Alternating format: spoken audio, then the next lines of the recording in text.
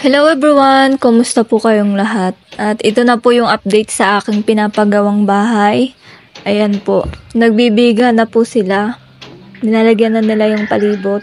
At ayun guys, nalagyan na po ng division lahat ng kwarto. At ayun, so stop po muna ulit yung trabaho na yan dahil wala pa po tayong budget ngayon. At sana po ay suportahan nyo ang aking channel at huwag pong i-skip ang aking ads para po kumita po yung channel ko at matulungan niyo ako sa aking pinapagawang bahay. So, ayan guys, thank you so much po sa inyong lahat sa support, lalo na po sa aking pamilya at sa aking asawa. So, ayan guys, ito na po yung update. So, ayan, 3 kwarto po yan at lahat po ay may division na. Mahirap po talaga magpagawa ng bahay lalo na hindi sapat yung aking kinikita dito sa ibang bansa at may iba pa po akong pinagkakagastusan ng aking pera, so hindi po sapat para makapagpagawa din ako ng bahay, kaya yung bahay ko po ay unti-unti lang na tinatapos at sa awa naman po ng Diyos ay ito na po siya at ayan, ito na yung itsura niya. Lahat po ay nakomplete na, kulang na lang po ay yung side na biga at saka yung steel trusses at bubong po. So, ayun guys. Still hoping pa rin na matapos na agad ang aking pinapagawang bahay at ayun. Ayun, lagi lang pong pray, sipag at syaga. Lahat ng pagsubok ay malalampasan din natin.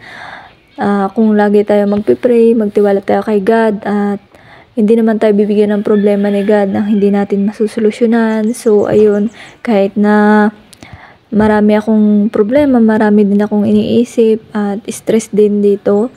So, ayun, still na trust to God pa rin tayo guys at malalampasan natin lahat. Lalo na po sa mga kapwa ko OFW dito sa ibang bansa, mga kababayan ko na naghihirap din na stress din. So, ayun guys, pray lang tayo. Lahat ng bagay ay may solusyon guys. So, yun lang. Hindi ko din naman kailangang madaliin yung aking pinapagawang bahay dahil hindi din naman namin agad malilipatan. At nandito pa ako sa ibang bansa at next year pa ang balik ko din sa Pilipinas. So, ayan, hindi din naman matitirang kagad. Kaya, okay lang na pa unti-unti na gagawin yung aking bahay hanggang sa matapos.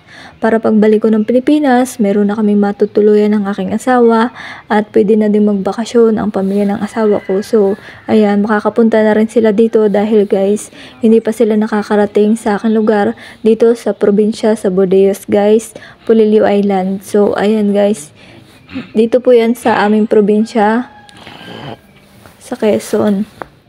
So, ito lang po guys ang aking update ngayon sa aking pinapagawang bahay. Thank you so much sa inyong panonood.